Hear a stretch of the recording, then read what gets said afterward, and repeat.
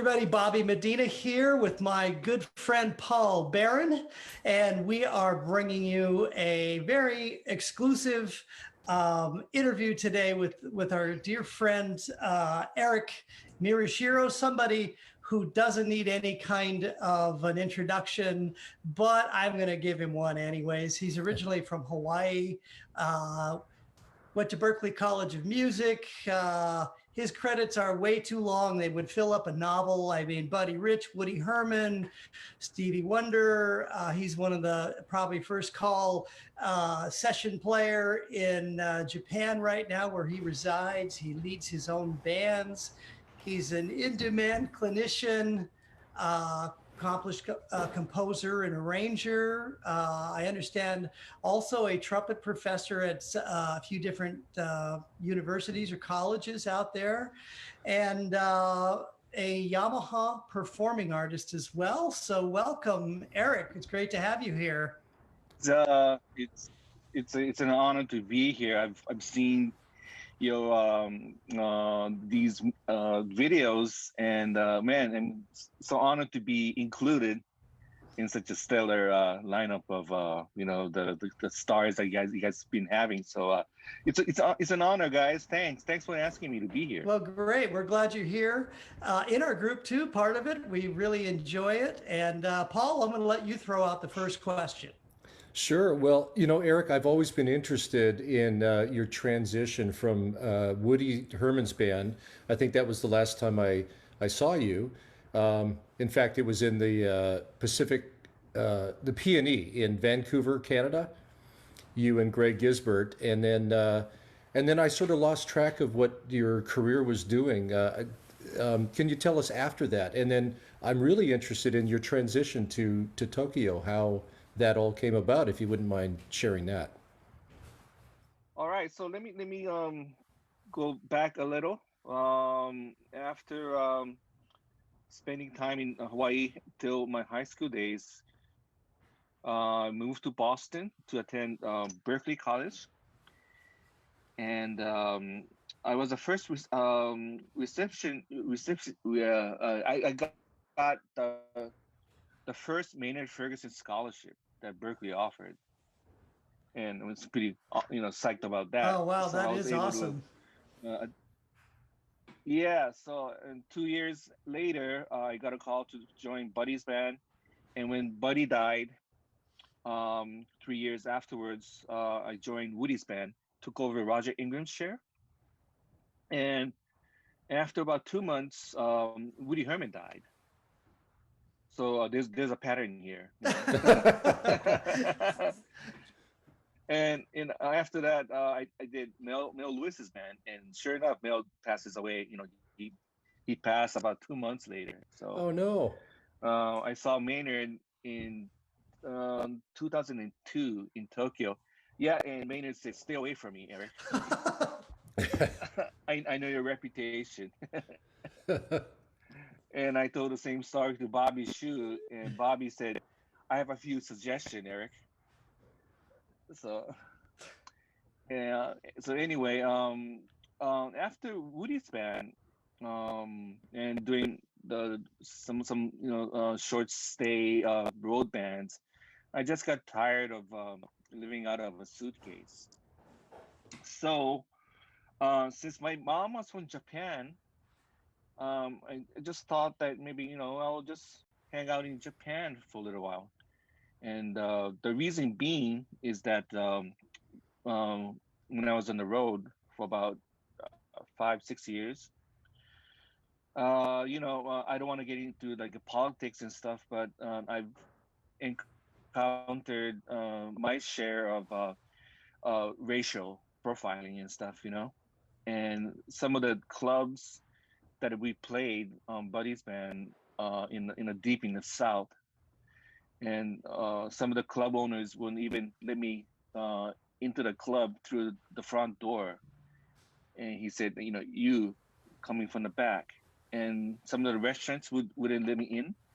They wouldn't serve me. And that kind of freaked me out, because I was always raised as American.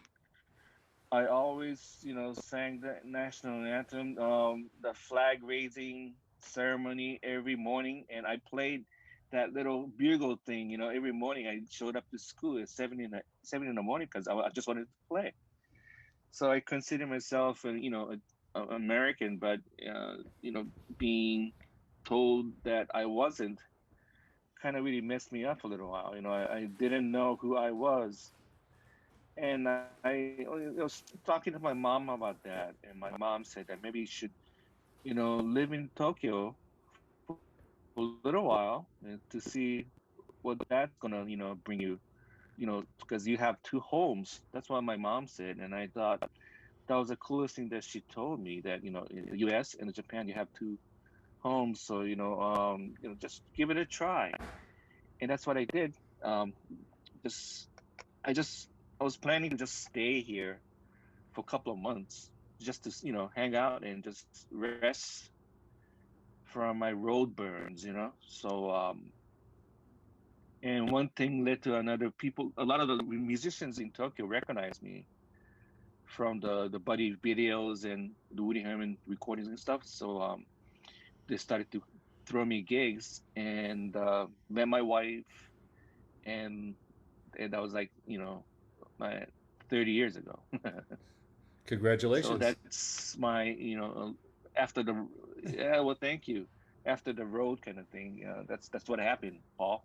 Yeah. Oh, okay. So that wound up opening a bunch of doors for you in the long run. You made it over there. Now, just so we know a little bit more about you, did you grow up also like my mother was from Mexico, and I mean I'm from I call it the most northern part of Mexico. It's called East Los Angeles, California, and I grew up, she spoke Spanish to us all the time, but I grew up like you, I'm American and all of that. But my first language was actually Spanish. So was English your first language, or Japanese your first language in the house?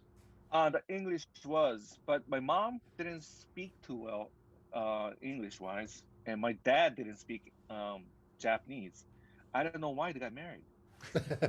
That's probably the secret to why they got along so well. So I used to translate for them. So my first language was English. I would talk to my mom in English, and she would answer back in Japanese. So I had fair skill of listening Japanese. So when I moved here, it was kind of a easy transition, I guess. Hmm. Do Well, they that's in great. Tokyo, do they feel that you have an American Japanese accent? Like when you speak Japanese, do Not they? so much. No? Okay, good. It's probably because you're a great musician. You That's you hear those things. well, that too, and it's been so long that I've been here. I don't speak any English anymore.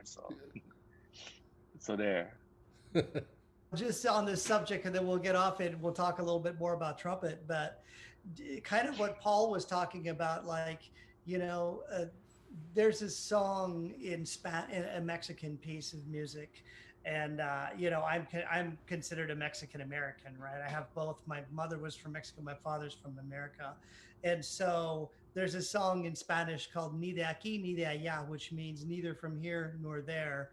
And sort of the gist of the song is Americans sometimes view me as a Mexican, and Mexicans view me as a gringo, and so I'm stuck sometimes stuck in this middle world. Do you find that same thing with you, or are you just totally there's no big deal when you're over there? Um, I do feel a little different because a lot of people know my background. So some people are still a little, I don't know, distance, I wouldn't say maybe, but there is a little thing that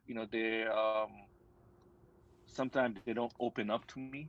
I don't know, I don't know how to explain it, Yeah. but yeah, but mostly among musicians, it's been cool. Yeah.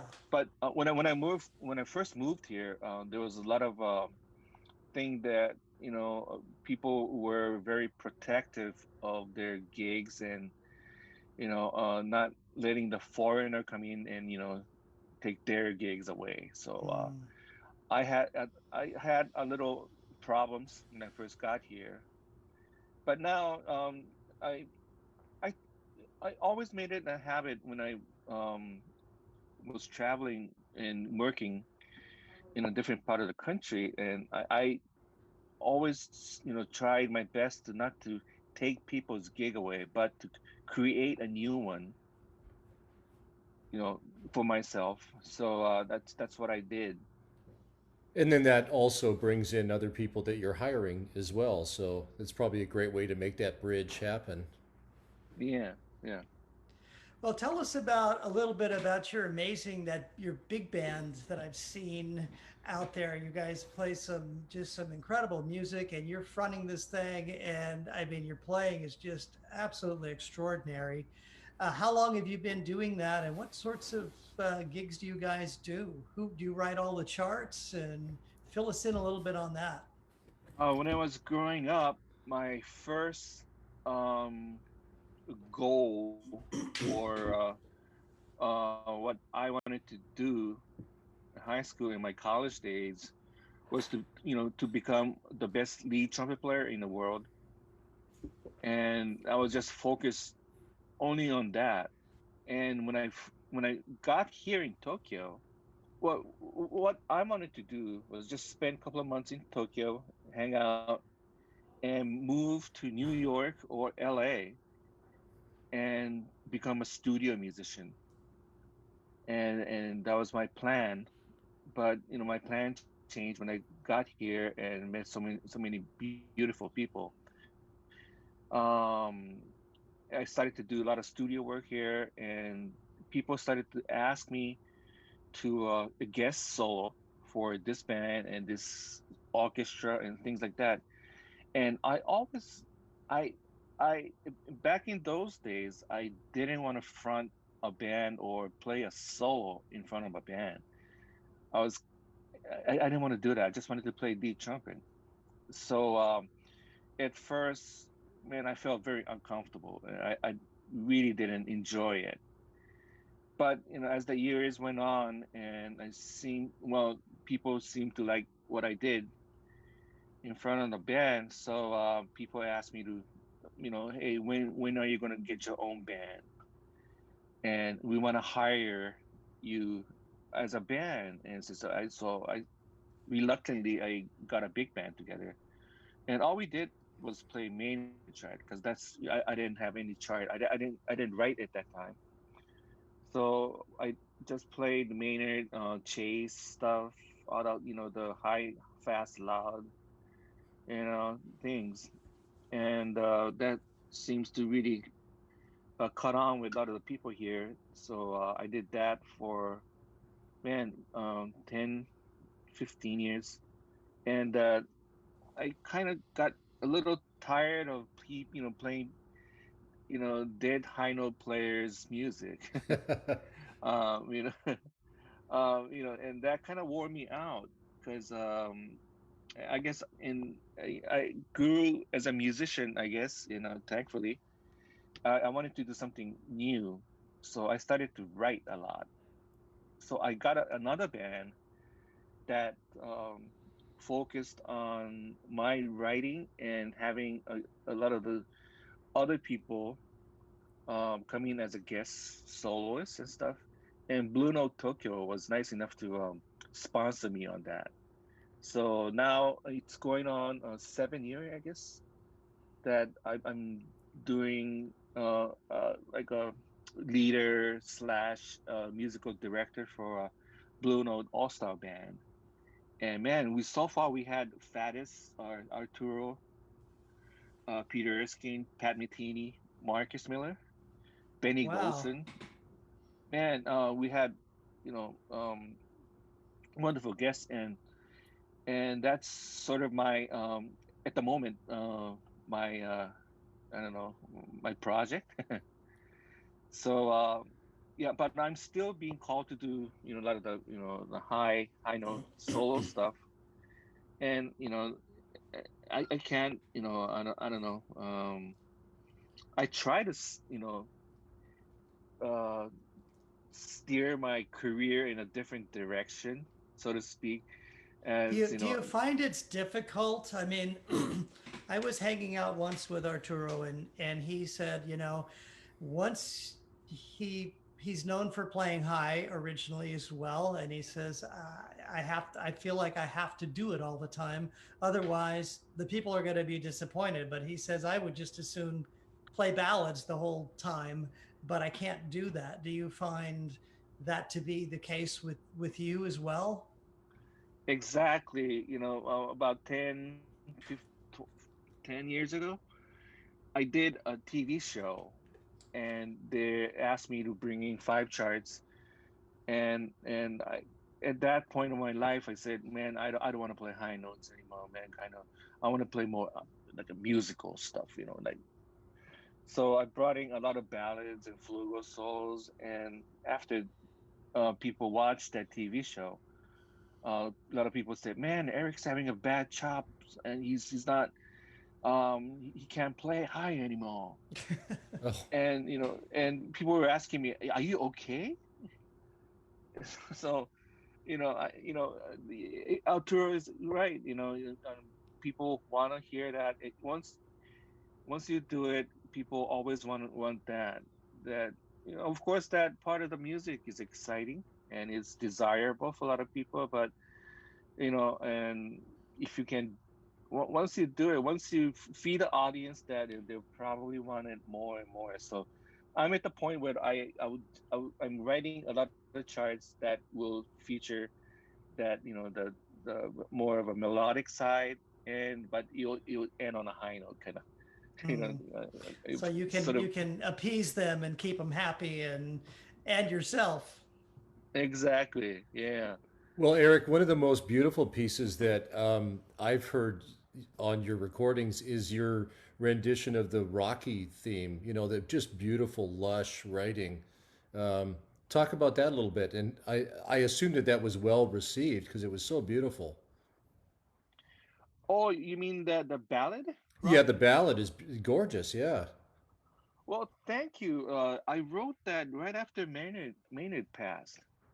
That was in 2006, was it? I think Man, so. it was Yeah, I so. have the album. It's the one with the dolphin. Yeah, yeah, yeah. See, what happened was that Ed Sargent, Maynard's manager, called me, and this was in, I think it was July 2006, I think. And they're planning to do a Japanese tour, but Ed said that, well, Maynard is a little sick, just between you and me, and he's not looking too good. So can you front the band for the Japanese tour? That kind of shocked me, and I just realized that, man, I thought he was gonna live forever, the Yeah. way he was going. So that kind of caught me off guard, and I just kind of realized that he was the most influential trumpet player in my life, and he was the reason why I started to play. So after that, Maynard died, so that tour didn't happen, and I was just shocked. I didn't know what to do, so I was just at the piano sulking, and I was playing that the Maynard's, the solo on Rocky. Uh-huh. Ba-da-da-da-da-dee-da, ba-da-dee. And I just realized that, man, I need to write something, and that arrangement is just based on, the original Rocky melody, and just put a different chords to it. And man, as I was writing that, man, I was like crying my eyes out, man. I couldn't help it, and everything kind of poured out. Well, So it's thanks. beautiful. Yeah, for anybody that hasn't heard it, that may be watching this video, do yourself a favor and check it out. It's beautiful writing and playing by Eric. So let's transition into another thing, because you were talking about it a while ago. You know, you were talking about, having to play these big long concerts, a lot of high stuff and all that. how does that work for you? You know, everybody's different. One of the things that Paul and I talk a lot about on the little site here within the group is that we're all different and there's not one way to do things. You know, in fact, sometimes one way might work for a while for you, and then you got to figure out another way to get out of it, you know. And sometimes we get in a rut, or we, you know, like I've gotten cut before, and you know, had little things happen. And what do you do when you, or maybe you never run into problems playing, but have you run into any problems playing, you know, with the demands that you have? And if so, what do you do to get out of them? Oh my God, Bobby. I'm a encyclopedia of chop problems, man. I've gone through so many problems, and I'm still fighting this because I Really? feel that I feel that my chops are not really. I wasn't really born to become a trumpet player, since my. Well, anyway, I'm self-taught. I've never studied with anyone. And so, but growing up in Hawaii, um, there were so many musicians that worked in the Waikiki hotels. So guys like Gary Grant, Johnny Madrid, Wow. Oh yeah. Chuck would come in, and Ollie Mitchell, Uh-huh. Jerry Hay, of course, started Ox, the band Ox, which became the Sea Wind afterwards. So there are tons of great trumpet players in the 70s. So I would hang out at the Union, would listen to these guys practice and do a rehearsal bands and stuff. So what I did was I just watched all these players and how they warmed up, how they played, how they warmed down, and I just watched them. And I realized they all did things differently. So I realized early on that there wasn't one right way or wrong way of doing this thing. So I just try to copy other things that they showed me, what I learned from them, and tried it on my chops. And if it didn't work, I moved on. So my way of playing is just a combination of a lot of different way of thinking. But with that being said, I don't believe in things like pedal tones, the tongue arches, like the Claude Gordon systems and things like that. And I don't. I think the air is so overrated. I strongly feel that, and you don't really want to, blame everything on the air. Of course, air is important, but it's everything, I guess. The chops, the chop tension, how you use the mouthpiece to manipulate your lips, or lips to manipulate the mouthpiece. That Maynard used to say that to me. He said, let your lips control the mouthpiece instead of the mouthpiece control your chops. So anyway, when I have a lot of problems with my lips being cut. I always cut my chops. And when I do that, I will sort of shift my mouthpiece or shift the weight to avoid the cut. So I've learned how to play on like 5 different embouchures to get through Wow. any given gigs, because I'm always fighting my lips. If I cut on this side, I will shift it to this side, and when this cuts, I will shift to this side, and I would, that back, so on and so on. And Are you equal on each of those settings, or does one work better for you overall?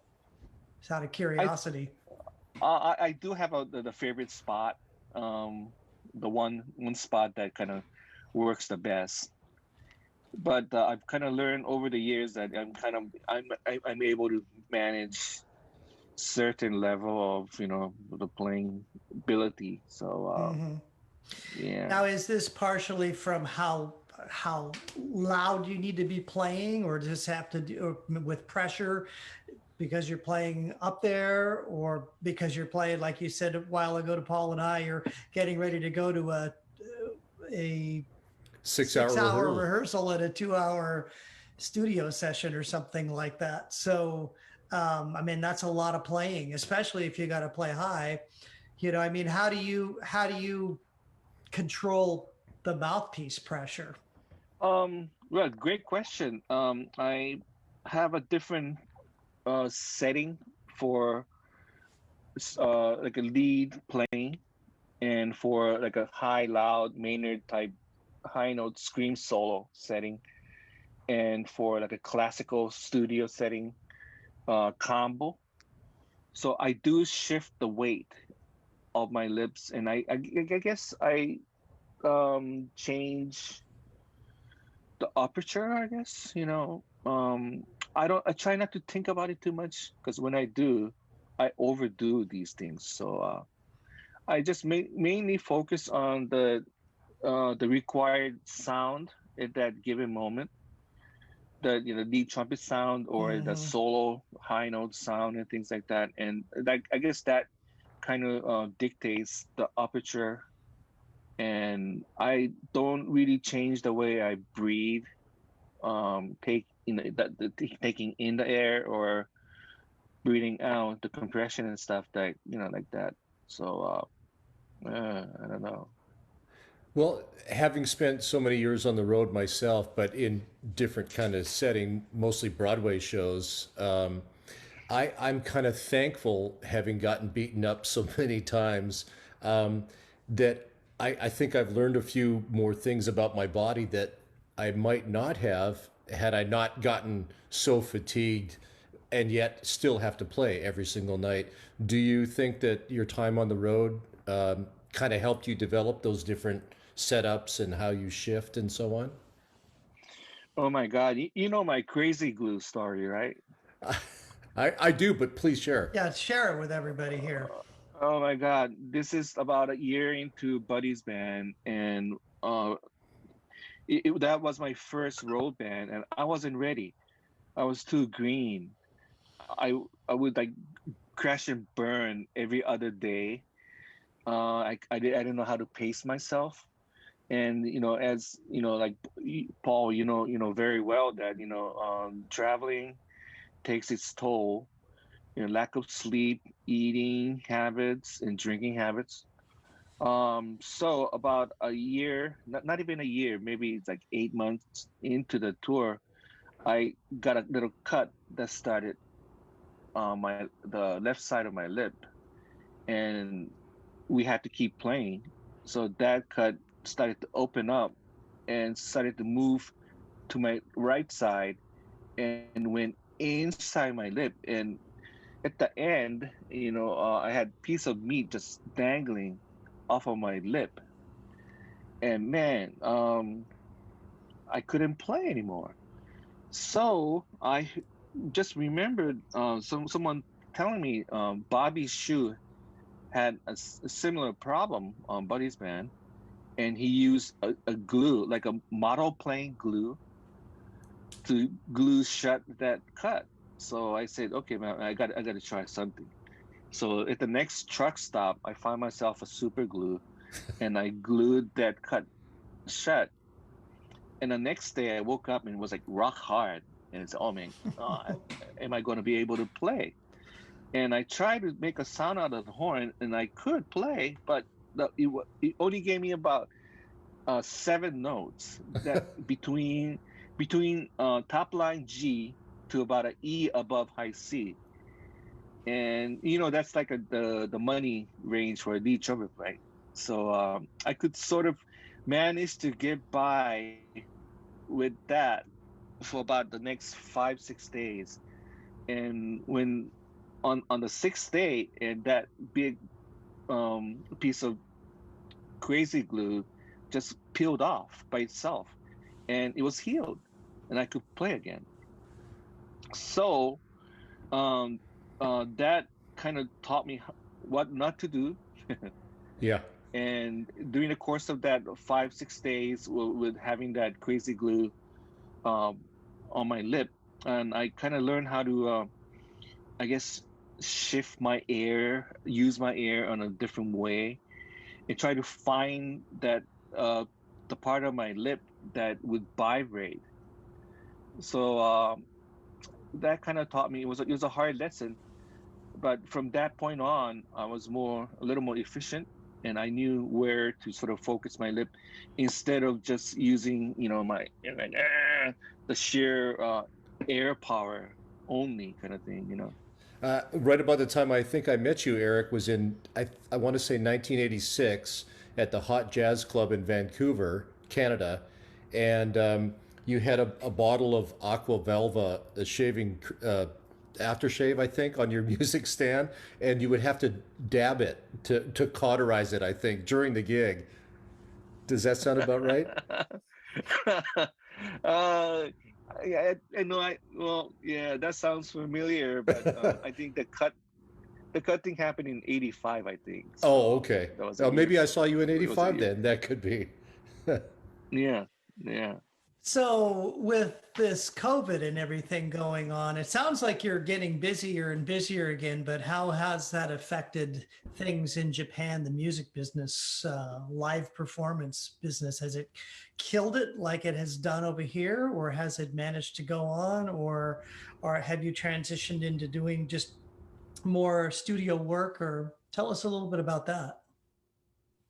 Well, it did kill everything. Everything came to a screeching halt in March, April, May. So those 3 months where there was nothing going on.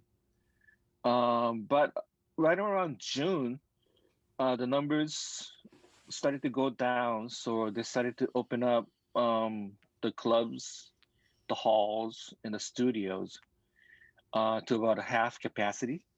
So everything, started to move towards opening up, starting back up. So right now, it's almost, I would say about 70% back to the norm. Wow.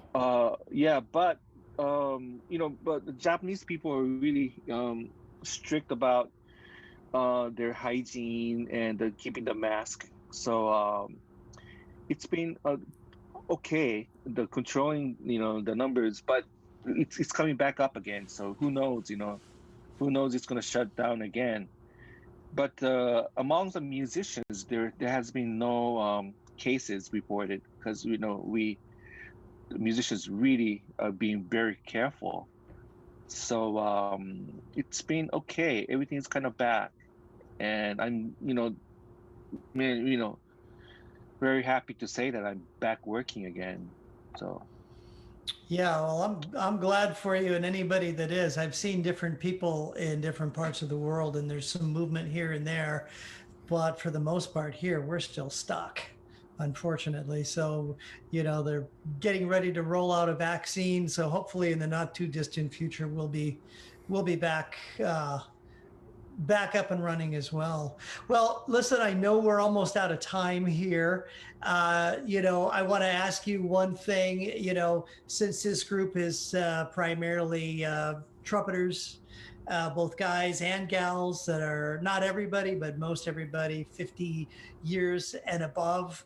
We have a lot of people here that have asked about, they're trying to come back or they haven't played for some time and they're trying to figure out some ideas to get their strength back, get their chops back, get their range back, and all that kind of thing. What would Eric do if he were in a position like that? this COVID thing kind of really messed me up spiritually. I didn't want to play. I didn't want to listen to music. I didn't. I just kind of stayed away from music for about a month.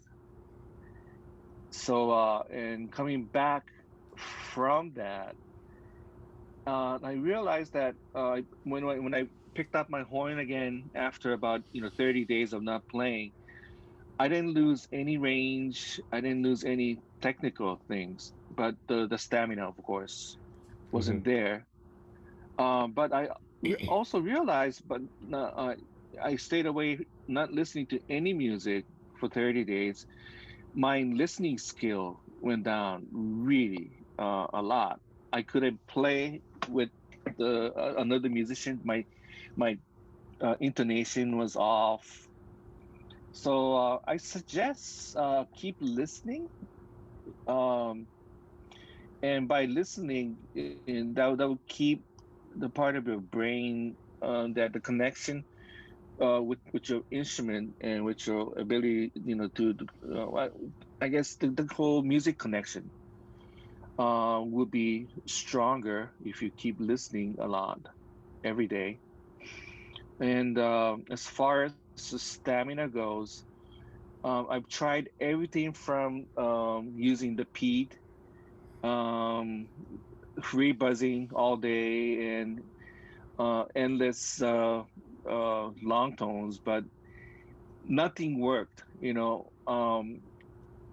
when you get on the bandstand or in the studio, it's a whole different ball game. So um, I had to just kind of uh, uh, just kept working. um, nothing outside of nothing that in my practice room helped me stamina wise.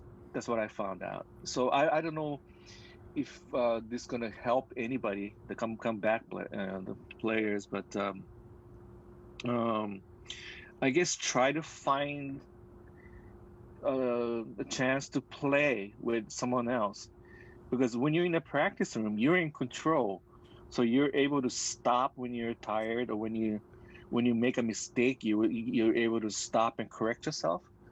But when you're on a stage or when you're in a gig, you can't do that. So that's where the true stamina and the strength is required, and that's where you're gonna able to gain that, I think. Yeah, exactly. Well, fortunately, we're all. Somebody posted on our page maybe last week. We're all comeback players. When COVID finally, we get a vaccine or whatever, we're all coming back. So hopefully, we'll all Yeah. come back together. Yeah, yes, sir. Well, Eric, thank you so much for taking time out of your busy schedule. I know you gotta split here in just a little bit and get off to your rehearsal. Paul's in the middle of a big move. I got my kids coming out tomorrow. So we're all running in our different ways. But thank you, both you guys, Paul and you too, Eric, for taking time out of your busy schedules to be here. We're so glad you're in the group with us, and feel free to add some more words of advice and some of your wisdom, and chime in and join more conversations whenever you feel up to it, Eric. We love hearing from you, and keep up the great work. We'll be following you and checking out some of your new stuff, and keep us apprised of it. And if you got a new project coming out, let us know, and we'll bring you back and we'll talk about it. Thank you, guys. It's great to see you guys, and like I said, it's an honor to be asked to join you guys in this conversation. So let's do it again when we have a little more time. You This bet. sounds good. Thank you, Eric. It's our honor. All right, guys. Thank you. Okay. Yep. See you Aloha. soon. All right.